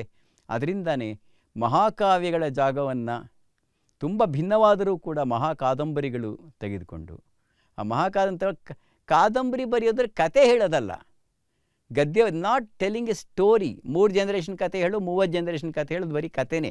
ಕತೆ ಅಲ್ಲ ಅದು. ಅದು ಲೋಕವನ್ನು ಕಾಣುವ ಒಟ್ಟು ನಿನ್ನ ಕಮ್ಯುನಿಟಿ ಬಗ್ಗೆ ನೀವು ಬರೀತಿದೆ, ಅದು ಬರೀ ನಿನ್ನ ಕಮ್ಯುನಿಟಿ ಬಗ್ಗೆ ಆಗಿರಲ್ಲಪ್ಪ, ಇದು ಎಲ್ಲ ಕಮ್ಯುನಿಟಿಗಳ ಬಗ್ಗೆನೂ ಆಗಿರುತ್ತೆ ಅನಿಸ್ಬೇಕಲ್ಲ. ಅದು ಒಬ್ಬ ಕಾದಂಬರಿಕಾರನ ನಿಜವಾದ ಶಕ್ತಿ ಅಂತ ಕಾಣುತ್ತೆ. ಇರಲಿ, ಇನ್ನು ನಾಟಕಗಳ ಬಗ್ಗೆ ತುಂಬ ಸಂಕ್ಷಿಪ್ತವಾಗಿ ಕೆಲವು ಮಾತುಗಳನ್ನು ಹೇಳ್ತಾ ಇದ್ದೀನಿ ಅಷ್ಟೇ. ನವೋದಯ ಕಾಲದ ನಾಟಕಗಳಲ್ಲಿ ಒಂದೇನಾಯಿತು ಅಂದರೆ, ಈ ನಾಟಕಗಳು ಗ್ರೀಕ್ ನಾಟಕಗಳ, ಹಾಗೆಯೇ ಶೇಕ್ಸ್ಪಿಯರ್ ನಾಟಕಗಳ, ಹಾಗೆಯೇ ನಮ್ಮ ಜಾನಪದ ಪರಂಪರೆಯಲ್ಲಿ ಬಂದ ನಾಟಕಗಳ, ಈ ನಾಟಕಗಳನ್ನೆಲ್ಲವನ್ನೂ ಒಳಗೊಳ್ಳೋಕೆ, ಬಳಸೋಕೆ, ಅದನ್ನು ಕಟ್ಕೊಡೋಕ್ಕೆ ಪ್ರಯತ್ನ ಪಟ್ಟಾಗ ಚರಿತ್ರೆ, ಪುರಾಣ ಇವುಗಳನ್ನು ನವೋದಯ ಲೇಖಕರು ಹೆಚ್ಚಾಗಿ ನಾಟಕಕ್ಕೆ ಯಾಕೆ ಬಳಸ್ಕೊಂಡ್ರು ಅಂತ ಅನ್ನೋದು. ಕೈಲಾಸಂ ಕೂಡ ಶ್ರೀರಂಗರಂಥ ನೂರಾರು ನಾಟಕ ಬರೆದಂಥ ಶ್ರೀರಂಗರಂಥ ನಾಟಕಕಾರರು ಕೂಡ ನಾಟಕ ಬರಿಬೇಕು ಅಂತ ಹೊರಟಾಗ ಕುವೆಂಪು ನೋಡಿ ನಾಟಕಗಳು. ಕುವೆಂಪು ನಾಟಕ ನೀವು ಮೊದಲ ನಾಟಕದಿಂದ ನೋಡಿಬಿಟ್ಟು ಮಹಾರಾತ್ರಿ, ಜಲಗಾರ, ಬೆರಳಿಗೆ ಕೊರಳ್, ಸ್ಮಶಾನ ಕುರುಕ್ಷೇತ್ರ ಎಲ್ಲದರಲ್ಲೂ ಪುರಾಣ ಕಥೆಗಳನ್ನೇ ಯಾಕೆ ಆರಿಸ್ಕೊಂಡ್ರು? ರಕ್ತಾಕ್ಷಿ, ಬಿರುಗಾಳಿ ಅನುವಾದ ಮಾಡಬೇಕು ಅಂತ ಹೊರಟಾಗಲೂ ಅವರು ಬಳಸಿದ ಭಾಷೆ ಮತ್ತು ಅವರು ಬಳಸಿದ ವಸ್ತು ಎಲ್ಲವೂ ಐತಿಹಾಸಿಕ ಪುರಾಣ ಆಗಿ ಬರೀ ಪುರಾಣದ ಬಗ್ಗೆ ಇರ್ತಾ ಇತ್ತಾ? ಏಕಲವ್ಯನ ಕತೆ ಆ ಕಾಲದ ಏಕಲವ್ಯನ ಕತೆ ಮಾತ್ರನಾ? ಸ್ಮಶಾನ ಕುರುಕ್ಷೇತ್ರ ಅನ್ನುವುದು ಯುದ್ಧದ ಬಗ್ಗೆ ಕನ್ನಡದಲ್ಲಿ ಬಂದಿರತಕ್ಕಂಥ ಅತ್ಯುತ್ತಮವಾದ ಬರವಣಿಗೆ ಅಂತ ನಮ್ಗೆ ಯಾಕೆ ಅನಿಸುತ್ತೆ? BM ಶ್ರೀಕಂಠೇಂದ್ರ ಅಶ್ವತ್ಥಾಮನ ನಾಟಕ ಯಾಕೆ ಮುಖ್ಯ ಅನಿಸುತ್ತೆ? ಪೂತಿನ ಅಂತವರು ಅಹಲ್ಯೆ ಗೋಕುಲ ನಿರ್ಗಮನ ಒಳೋದ ಮುಖ ಪುರಾಣವನ್ನು ಮತ್ತೆ ಕಟ್ಟಿಕೊಡ್ತಾ ಇದ್ರಲ್ವಾ? ಪಂಪ ಮಾಡಿದಂಥ ಕೆಲಸನೇ ಪೂತಿನ ಕೂಡ ಅಹಲ್ಯೆ ಬಗ್ಗೆ ಮಾಡೋಕ್ಕೆ ಹೋದರು. ರಾಮಾಯಣ ದರ್ಶನ ಕೂಡ ಈ ಥರದ ಕೆಲಸವನ್ನೇ ಮಾಡ್ತಾ ಹೋಯಿತು. ಪುರಾಣವನ್ನು ಮತ್ತೆ ಕಟ್ಟುವ, ಚರಿತ್ರೆಯನ್ನು ಮತ್ತೆ ಕಟ್ಟುವ, ಮತ್ತು ಆ ಪುರಾಣ ಚರಿತ್ರೆಗಳನ್ನು ನಮ್ಮ ಕಾಲದ ಜ್ವಲಂತವಾದ ಸಮಸ್ಯೆಗಳಿಗೆ ಅಂಟಿಸುವ, ಹಾಗೆ ಸೇರಿಸೋದ್ರ ಮೂಲಕನೇ ಇದು ಹಳೆಯ ಕಾಲದ ಕಥೆಯಲ್ಲ, ನಮ್ಮ ಕಾಲದ ಕಥೆ ಕೂಡ ಹೌದು ಅಂತ ಅನ್ನಿಸೋ ಹಾಗೆ ಮಾಡ್ತಕ್ಕಂಥ ಅತಿ ದೊಡ್ಡ ಸಾಧನೆಯನ್ನು ಈ ಲೇಖಕರು ಮಾಡಿದ್ರು ಅಂತ ಕಾಣುತ್ತೆ.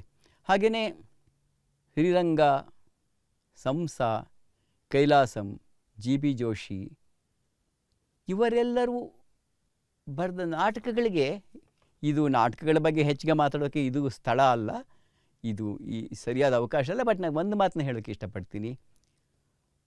ನಾಟಕ ರಂಗಭೂಮಿಯ ಬಗ್ಗೆ ತಲೆ ಕೆಡಿಸಿಕೊಳ್ಳದೆ ಬರೆದಾಗ ಏನಾಗುತ್ತೆ, ರಂಗಭೂಮಿಯನ್ನು ಗಮನದಲ್ಲಿ ಇಟ್ಕೊಂಡಾಗ ಏನಾಗುತ್ತೆ ಅನ್ನೋ ಪ್ರಶ್ನೆ ಬಹಳ ಮುಖ್ಯವಾದ ಪ್ರಶ್ನೆ. ನೀ ರಂಗಭೂಮಿ ಬಗ್ಗೆ ಗಮನದಲ್ಲೇ ಇಟ್ಕೊಂಡೇ ಬರೀತೀನಿ ಅಂತ ಹೊರಟಾಗ ಎಷ್ಟೋ ಸಲ ನಿನ್ನ ಕಾಲದ ರಂಗಭೂಮಿಗೆ ನೀನು ಸೀಮಿತನಾಗಬೇಕಾಗಿ ಬರುತ್ತೆ.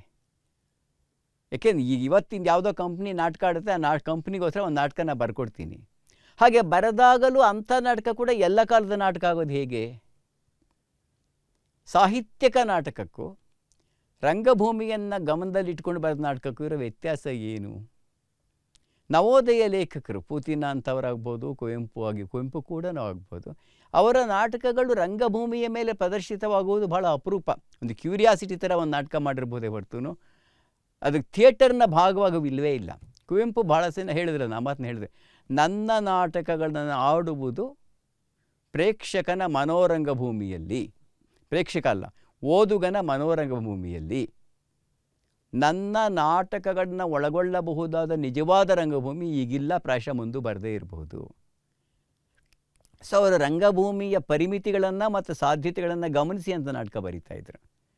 ಗೋಕುಲ್ ನಿರ್ಗಮನ, ಅಹಲ್ಯೆ ನಾಟಕ ರಂಗಭೂಮಿ ಮೇಲೆ ಬರೋದಕ್ಕೆ ಎಷ್ಟೋ ವರ್ಷಗಳು BV ಕಾರಂತರು ಬರೋ ತನಕ ಕಾಣಬೇಕಾಯಿತು. ಇಷ್ಟಕ್ಕೂ BV ಕಾರಂತರು ಬರೆದ ನಾಟಕ ಅಹಲ್ಯೆ ನಾಟಕದ ಎಲ್ಲ ಸಾಧ್ಯತೆಗಳನ್ನು ಹೇಳುತ್ತೋ? ನಮ್ಮದು ಅನೇಕರಿಗೆ ಇಲ್ಲ ಅನಿಸುತ್ತೆ.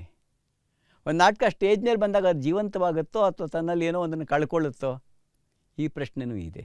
ಸೊ ನವೋದಯ ಕಾಲದ ಅನೇಕ ನಾಟಕಗಳನ್ನು ಅಭ್ಯಾಸ ಮಾಡಬೇಕಾದ್ರೆ ಈ ರಂಗಭೂಮಿ ಮತ್ತು ರಂಗಭೂಮಿ ಆಚೆಗಿನ ನಾಟಕ ಸೃಷ್ಟಿ ಎರಡನ್ನೂ ಒಟ್ಟಿಗೆ ನೋಡಬೇಕಾಗುತ್ತೆ ಅಂತ ಕಾಣುತ್ತೆ. ಅದು ಇನ್ನೊಂದು. ಕೊನೆಯದಾಗಿ ಆ ಕಾಲದ ವಿಚಾರ ಸಾಹಿತ್ಯ ಮತ್ತು ಸಂಶೋಧನೆಯ ಬಗ್ಗೆ ಕೂಡ ಒಂದೆರಡು ಮಾತುಗಳನ್ನು ಹೇಳಬೇಕಾದ್ದು ನನ್ನ ಜವಾಬ್ದಾರಿ ಅಂತ ಕಾಣುತ್ತೆ. ವಿಚಾರ ಸಾಹಿತ್ಯ ಅನ್ನುವುದು ಜ್ಞಾನ ಸಾಹಿತ್ಯ ಅನ್ನೋದಕ್ಕಿಂತ ಬಹಳ ಭಿನ್ನವಾದ್ದು. ನೀವು ಫಿಸಿಕ್ಸ್ ಮೇಲೋ, ಕೆಮಿಸ್ಟ್ರಿ ಮೇಲೋ, ಸೋಷಿಯಾಲಜಿ ಮೇಲೋ, ಆರ್ಟ್ ಮೇಲೋ, ಚಿತ್ರಕಲೆ ಮೇಲೋ, ಸಂಗೀತದ ಮೇಲೋ ಪುಸ್ತಕ ಬರೆಯೋದಿದೆಯಲ್ಲ, ಅದು ನಾಲೆಡ್ಜ್ನ ಕ್ರಿಯೇಟ್ ಮಾಡೋ ಬಗ್ಗೆ. ಕಾರಂತರು ಮಾಡಿದ ಕೆಲಸ ಬಹಳ ದೊಡ್ಡ ಕೆಲಸ. ಅವರು ಅದನ್ನು ಮಾಡ್ತಾ ಹೋದರು. ಅವ್ರು ಬಾಲ ಪ್ರಪಂಚ ಬರೆದ್ರು, ವಿಜ್ಞಾನ ಪ್ರಪಂಚ ಬರೆದ್ರು, ಚಿತ್ರಕಲೆ ಮೇಲೆ ಬರೆದ್ರು. ಅಲ್ಲಿರ್ತಕ್ಕಂಥದ್ದು ಪರಿಚಯ ಮತ್ತು ಮಾಹಿತಿ ಸಂಗ್ರಹವೇ ಹೊರತು ತುಂಬ ಮುಖ್ಯವಾದ್ದು. ಕನ್ನಡದಲ್ಲಿ ಅದು ಬರಲೇಬೇಕಾಗಿತ್ತು. ಕಾರಂತರ ದೊಡ್ಡ ಕೆಲಸ ಯಾರೂ ಮಾಡಿಲ್ಲ. ಆದರೆ ಅದು ಸ್ವಂತ ವಿಚಾರಗಳ ಪರಿಣಾಮ ಅಲ್ಲ. ಕಾರಂತರೇ ಬಾಳ್ವೆಯ ಬೆಳಕು ಬರೆದಾಗ ಅದರಲ್ಲಿ ಹಾಗಿತ್ತು, ಇನ್ಯಾವುದೋ ಬರೆದಾಗ ಅದರಲ್ಲಿ ಇತ್ತು. ಆದರೆ ಜ್ಞಾನ ಸಾಹಿತ್ಯದ ನಿರ್ಮಾಣ ಒಂದು ಚಾಲೆಂಜ್ ಆದರೆ, ವಿಚಾರ ಸಾಹಿತ್ಯದ ನಿರ್ಮಾಣ ಅನ್ನುವುದು ಅದಕ್ಕೆ ಒಂದು ತನ್ನದೇ ಆದ ಒಂದು ಸ್ವಂತಿಕೆ ಬೇಕಾಗುತ್ತೆ. ಅದು ಏಕಕಾಲದಲ್ಲಿ ಪಾಂಡಿತ್ಯ ಮತ್ತು ಸ್ವಂತಿಕೆ ಎರಡನ್ನೂ ಬಯಸ್ತಕ್ಕಂಥ ಒಂದು ಸಂಗತಿ ಅದು. ಈ ಲೋಕವನ್ನು ನೋಡಿದಾಗ, ಸಮಾಜವನ್ನು ನೋಡಿದಾಗ ಬದಲಾವಣೆಗಳು ನಿನಗೇನು ಅನಿಸುತ್ತೆ? ನಿನಗೇನು ಅನಿಸುತ್ತೆ? ನೀನು ಇದೆಲ್ಲದರ ಬಗ್ಗೆ ಮಾಡುವ ಯೋಚನೆಯ ಪರಿಣಾಮವು ಏನು? ಯಾವ ಭಾಷೆಯಲ್ಲಿ ಯೋಚನೆ ಮಾಡ್ತೇನೆ? ಇಂಗ್ಲೀಷಲ್ಲೇ ಯೋಚನೆ ಮಾಡಿ ಇಂಗ್ಲೀಷಲ್ಲೇ ಬರೆದವರು ಅನೇಕರಿದ್ದಾರೆ ನಮ್ಮಲ್ಲಿ. ಕನ್ನಡದಲ್ಲಿ ಬರೆದಾಗ ಏನಾಗುತ್ತೆ ಅದು? ಈ ವಿಚಾರ ಸಾಹಿತ್ಯದ ಸೃಷ್ಟಿ ಅನ್ನುವುದೇ ಒಂದು ಚಾಲೆಂಜ್ ಆಗಿತ್ತು. ನೀನು ಕತೆ, ಕವಿತೆ, ನಾಟಕ, ಕಾದಂಬರಿಗಳು ವಿಚಾರ ಹೇಳೋದು ಬೇರೆ ಥರದ ಚಾಲೆಂಜ್ ಅದು. ವಿಚಾರ ಸಾಹಿತ್ಯವನ್ನೇ ಸ್ಪಷ್ಟವಾಗಿ ಹೊಸದಾಗಿ ಬರೀಬೇಕು ಅಂತದಾಗ ಹೇಗಿರುತ್ತೆ? ಅದು ಸಂಸ್ಕೃತಿ ಎದುರಿಸ್ತಿರುವ ಪ್ರಶ್ನೆಗಳ ಬಗ್ಗೆ ಹಲವಾರು ಸವಾಲುಗಳ ಬಗ್ಗೆ ಹಲವಾರು ಪ್ರಶ್ನೆಗಳನ್ನ ಕೇಳಿಕೊಂಡು ನನ್ನ ಒಪಿನಿಯನ್ ಏನು ಅಂತ ಹೇಳಬೇಕಾಗಿ ಬರುತ್ತೆ. ಕಾರಂತರು ಕೊಟ್ಟ ಉತ್ತರ ಒಂದಾಗಿದ್ದರೆ ಕುವೆಂಪು ಕೊಟ್ಟ ಉತ್ತರ ಇನ್ನೊಂದಾಗಿರುತ್ತೆ. ಅಕ್ಕಪಕ್ಕದ ಮನೆಯಲ್ಲಿ ಶಂಭಾ ಜೋಶಿ ಮತ್ತು ಬೇಂದ್ರೆ ವಾಸ ಮಾಡ್ತಾಯಿದ್ರು. ಅವ್ರ ನಡುವೆ ಒಂದು ರೀತಿಯ ಈ ಥರದ ಒಂದು ತಿಕ್ಕಾಟದ ಸಂಬಂಧನೇ ಇದ್ದಿದ್ದು. ಆದರೆ ಶಂಭಾ ಜೋಶಿ ಎಷ್ಟೊಂದು ಸ್ವತಂತ್ರವಾಗಿ ಕರ್ನಾಟಕ ಸಂಸ್ಕೃತಿಯ ಬಗ್ಗೆ, ಭಾರತೀಯ ಸಂಸ್ಕೃತಿಯ ಬಗ್ಗೆ, ಹಿಂದೂ ಧರ್ಮದ ಬಗ್ಗೆ ಯೋಚನೆ ಮಾಡಿ ಭಿನ್ನವಾದ್ದನ್ನು ಬರೆದರು ಅಂದರೆ ಇವತ್ತಿಗೂ ಕೂಡ ಕನ್ನಡ ವಿಚಾರ ಸಾಹಿತ್ಯದ ಬಹುದೊಡ್ಡ ಸಾಧನೆಗಳಲ್ಲಿ ಒಂದು ಶಂಭಾ ಜೋಶಿಯವರ ಬರವಣಿಗೆ ಅಂತ ನನಗನ್ಸುತ್ತೆ. ನಾನು ಹೆಚ್ಚಿಗೆ ಓದದೇ ಇರ್ಬೋದು, ಆದರೆ ಅದು ಇರೋದು ಇದೆ ಆಗಿದೆ. ಹೊಸ ಬದುಕುವ ಕ್ರಮವನ್ನು, ಹೊಸ ಭಾವಿಸುವ ಕ್ರಮವನ್ನು ಹೇಳ್ತಕ್ಕಂಥ ವಿಚಾರ ಸಾಹಿತ್ಯ ಇದೆಯಲ್ಲ, ಅದು ಕರ್ನಾಟಕದ ಸಮಗ್ರ ವಾಸ್ತವವನ್ನು ಗಮನಿಸಿದಾಗ ಕನ್ನಡದಲ್ಲಿ ಪ್ರಾಯಶಃ ಭಾರತದ ಇತರ ಭಾಷೆಗಳಿಗೆ ಹೋಲಿಸಿದಾಗಲೂ ಕೂಡ ಆಗಬೇಕಾದ ಪ್ರಮಾಣದಲ್ಲಿ ಆಗಲಿಲ್ವೇನೋ ಅಂತ ಅನಿಸುತ್ತೆ. ಸಮತೋಲನ ಪ್ರಶ್ನೆ ಬೇರೆ. ಕುವೆಂಪು ಅವರ ಹಾಗೆ, ನಾನು ಮತ್ತು ಹಿಂದೆನೂ ಹೇಳಿದ್ದೀನಿ ಮಾತನ್ನ, ಕುವೆಂಪು ಅವರ ಹಾಗೆ ಎಲ್ಲ ಸಮಸ್ಯೆಗಳನ್ನು ತೂಗಿ ನೋಡಿ ಸಮತೂಕದ ಉತ್ತರಗಳನ್ನು ಕೊಟ್ಟಂಥ ಚಿಂತಕರು ಕನ್ನಡದಲ್ಲಿ ಕಮ್ಮಿನೇ. ಈ ಚಿಂತಕ ಅಂದಾಗ ಲೋಹಿಯ ಹಾಗೆ, ಅಂಬೇಡ್ಕರ್ ಹಾಗೆ, ಗಾಂಧೀಜಿಯವರ ಹಾಗೆ, ಟ್ಯಾಗೋರ್ ಹಾಗೆ ಬೇರೆ ರೀತಿಯ ಒಂದು ವಿಚಾರ ಕ್ರಮವನ್ನು, ಜೀವನ ದರ್ಶನವನ್ನು ಕೊಟ್ಟಂತಹ ಲೇಖಕರು ಕನ್ನಡದಲ್ಲಿದ್ದಾರೆ ಅಂತಂದಾಗ ನಮ್ಮ ಹುಡುಕಾಟ ಅಷ್ಟೊಂದು ಯಶಸ್ವಿ ಆಗೋದಿಲ್ಲ ಅಂತ ಕಾಣುತ್ತೆ. ಯಾಕೆಂದರೆ ನಮ್ಮ ಬರವಣಿಗೆಯ ಶಕ್ತಿ ಇರುವುದು ನಮ್ಮ ಸೃಜನಶೀಲ ಸಾಹಿತ್ಯದಲ್ಲೇ, ನಮ್ಮ ಕತೆ, ಕವಿತೆ, ನಾಟಕದಲ್ಲೇ, ಕಾದಂಬರಿಗಳಲ್ಲೇ. ಅದನ್ನು ಗಮನದಲ್ಲಿಟ್ಕೊಂಡಾಗಲೂ ಕೂಡ ನವೋದಯ ಸಾಹಿತ್ಯ ಇಂಥ ಹಲವು ಸಂಗತಿಗಳನ್ನು ಮಾಡಿತು ಅಂತ ಕಾಣುತ್ತೆ. ಅಲ್ಲಿ ಕಾರಂತರು ಕೂಡ ನಮಗೆಲ್ಲ ಬದುಕೋದನ್ನು ಹೇಳಿಕೊಟ್ಟರು. ಯಾಕೆಂದ್ರೆ ನಮ್ಮ ಭಾಷೆಯಲ್ಲಿ ಬಂದಿದ್ದು ಅನ್ಯ ಭಾಷೆಗಳಲ್ಲಿ ಬಂದದ್ದಕ್ಕಿಂತ ತುಂಬ ಡಿಫ್ರೆಂಟಾಗಿರುತ್ತೆ. ನಮ್ಮ ವಿಚಾರಗಳು ಕೂಡ ಕಾರಂತರಿಂದ, ಕುವೆಂಪು ಅವರಿಂದ, ಬೇಂದ್ರೆಯವರಿಂದ, ಲಂಕೇಶ್ ಅವರಿಂದ, ಇನ್ನು ಅಲ್ಲಿ ಅಂಥ ಹಲವರಿಂದ ಬಂದಿದೆ ಅಂತ ನಾವು ಯಾಕೆ ಅನ್ಕೋತೀವಿ ಅಂದರೆ ಕನ್ನಡದ ಕಾಂಟೆಕ್ಸ್ಟಲ್ಲಿ. ಬೇರೆ ದೇಶಗಳಿಂದ ಬೇಕಾದಷ್ಟು ಓದಿರ್ತೀವಿ, ಅದಲ್ಲ. ಆ ದೃಷ್ಟಿಯಿಂದ ನೋಡಿದಾಗ ನವೋದಯ ಕಾಲ ಅತ್ಯಂತ ಶ್ರೀಮಂತವಾದ, ನಮ್ಮನ್ನು ಬೆಳೆಸಿದ, ಯಾವುದೇ ಸಮುದಾಯವನ್ನು ಯಾವ ಕಾಲದಲ್ಲೂ ಬೆಳೆಸುವ, ಭಿನ್ನಾಭಿಪ್ರಾಯಗಳೊಂದಿಗೆ ಬೆಳೆಸಿದ ಸಾಧನೆ ಅಂತ ಹೇಳಬೇಕಾದ್ದು ಬಹಳ ಮುಖ್ಯವಾದ ಸಂಗತಿ. ನಮ್ಮ ಕಾಲದ ಓದುಗ ಲೋಕ ತನ್ನ ಕಾಲದ್ದನ್ನು ಮಾತ್ರ ಓದ್ತೀನಿ ಅಂತ ಅಂದ್ಕೊಂಡ್ರೆ ಅದು ತನಗೆ ತಾನೇ ಮಾಡಿಕೊಳ್ಳೋ ಅನ್ಯಾಯ ಅನ್ನೋ ವಿಚಾರದಲ್ಲಿ ಯಾವ ಅನುಮಾನವೂ ಇಲ್ಲ. ಎಷ್ಟೋ ಸಲ ಇವತ್ತು ನಮ್ಮ ಸಮಕಾಲೀನರು ಬರೆದಿದ್ದ ಲೇಖಕರನ್ನು ಓದುವುದಕ್ಕಿಂತ 10 ಪಟ್ಟು ಮುಖ್ಯವಾದ್ದು ಈ ಹಳೆಯ ಕಾಲದ ಈ ಹಿರಿಯರನ್ನು ಓದುವ ಕೆಲಸ ಕೂಡ ಅಂತ ನನಗೆ ಅನಿಸುತ್ತೆ. ಅದು ಆ ಬರವಣಿಗೆಗೆ ಇಂದನ್ನು ಬೆಳೆಸುವ, ಇಂದನ್ನು ಬದಲಿಸುವ, ಇಂದನ್ನು ನೋಡಬಲ್ಲ ಸಾಧ್ಯತೆಗಳನ್ನು ರೂಪಿಸುವ ಶಕ್ತಿ ಕೂಡ ಇದೆ. ಆದರೆ ಅವುಗಳನ್ನು ಅನುಕರಣೆ ಮಾಡೋದರಿಂದ ಅಲ್ಲ, ಅವುಗಳನ್ನು ವಿಧೇಯರಾಗಿ ಒಪ್ಪಿಕೊಳ್ಳೋದ್ರಿಂದನೂ ಅಲ್ಲ, ಅವುಗಳನ್ನು ಓದುವ, ಮೀರುವ, ನಾನು ಮತ್ತೆ ಹೇಳೋ ಅವುಗಳನ್ನು ಹೀರುವ ಮತ್ತು ಮೀರುವ ಅಗತ್ಯ ಇದೆ. ಹಳೆಯದನ್ನು ಕಳೆದುಕೊಳ್ಳಬಾರದು. ಹಳೆಯದನ್ನು ಕಳ್ಕೊಳ್ಳೋದು ಅಂದರೆ ಹಳೆಯದನ್ನು ಕಲಿತು ಹಳೆಯದನ್ನು ದಾಟುವ ಸವಾಲುಗಳನ್ನು ನಾವೆಲ್ಲರೂ ಎದುರಿಸಬೇಕಾಗಿ ಬರುತ್ತೆ ಅಂತ ಕಾಣುತ್ತೆ. ಇದು ಸಾಹಿತಿಗಳಿಗೂ ಸವಾಲೇನೆ, ಓದುಗರಿಗೂ ಸವಾಲೇನೆ, ಒಂದು ಸಮಾಜಕ್ಕೆ, ಸಂಸ್ಕೃತಿಗೆ ಕೂಡ ಇದು ಸವಾಲೇನೆ. ಕುವೆಂಪು ಅವರ ಒಂದು ರೂಪಕವನ್ನು ಹೇಳೋದಾದರೆ ಅವರು ಭಾಳ ಸರಿಯಾಗಿ, ಹಳೇ ಕಾಲದ ಒಡವೆ ನಮ್ಮ ಮನೇಲಿದ್ದರೆ ಆ ಒಡವೆನ ಬಿಸಾಕಲ್ಲ, ನಮ್ಮ ಕಾಲಕ್ಕೆ ಅನುಗುಣವಾಗಿ ಆ ಬಂಗಾರನ ಬದಲಾವಣೆ ಮಾಡ್ತೀವಿ ಅಂತ. ಬಟ್ ಅದನ್ನು ಇನ್ನೊಬ್ಬ ಹೇಳಿದ್ರು, ಆಮೇಲೆ ಹೇಳಿದ್ರು ಬಂಗಾರ ಅಂತ ನಾವು ಕರಿತೀವಲ್ಲ ಯಾವುದೋ ಒಂದನ್ನು, ಅದು ಬಂಗಾರ ಆಗಿರುತ್ತೋ ಇಲ್ಲ ಅನ್ನೋದನ್ನು ಕೂಡ ಟೆಸ್ಟ್ ಮಾಡಬೇಕಾಗಿ ಬರುತ್ತೆ ಅಂತ. ಯಾವುದು ಬಂಗಾರದ ಒಡವೆ? ಅದು ನಿಜವಾಗ್ಲೂ ಬಂಗಾರದ ಒಡವೆನಾ? ಹಾಗಾಗಿ ಪರಿಶೀಲನೆ ಎಂದರೆ ಪರೀಕ್ಷೆಯೂ ಕೂಡ ಹೌದು. ಯಾರೋ ಒಬ್ಬ ಮನುಷ್ಯ ಮಾಡೋ ಪರೀಕ್ಷೆ ಅಥವಾ ಪರಿಶೀಲನೆ ಅಲ್ಲ, ಒಟ್ಟು ಒಂದು ಕಾಲವೇ, ಒಂದು ಸಮುದಾಯವೇ ಮಾಡ್ತಕ್ಕಂಥ ಪರಿಶೀಲನೆ.